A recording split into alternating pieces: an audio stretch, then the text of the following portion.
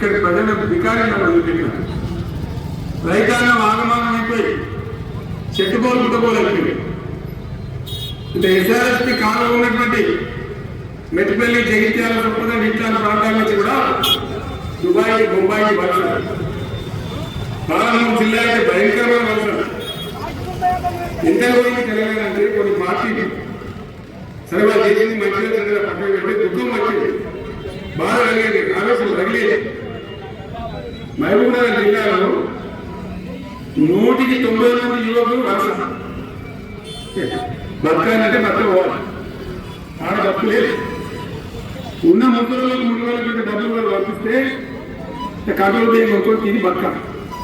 వాళ్ళు మేము గొప్పతనం చేసేవాళ్ళకి గంజి కేంద్రాలు పెట్టేది, గంజి కేంద్రాలు గుండెలు తగిలి అంత అధ్వాన స్థితికి తెలంగాణ తిరగాల్సింది. అది కాంగ్రెస్ ప్రభుత్వం కావచ్చు, టీడీపీ ప్రభుత్వం కావచ్చు, తీయకున్నట్టు మాటలు చెప్పిన తప్ప అసలు నీళ్ళు తెచ్చియలే, మంచినీళ్ళు ఇయ్యలే, కరెంట్ కరెంట్ ఇయ్యలే, ఏది లేదు. అంత వాటినే గ్యాస్ మాట్లాడు, చెప్పుడు, మోసం చేసుకోవు. మనం గొర్రెల్లాగా మన దగ్గర అడిగే నాయకులు లేరు, నిలదీసే వాళ్ళు లేరు, అందరు కట్టుబానికలు అయిపోయారు. ఆ పరిస్థితులలో మోడీ గారి రకమే టాటికాయ పడ్డట్టు ఆనంద ముఖ్యమంత్రి చంద్రబాబు నాయుడు కరెంటు ఛార్జీలు వచ్చి భయంకరంగా వచ్చేసి తెల్లారమైన ఉత్తరం రాసిన నీ కరెంటు ఛార్జీ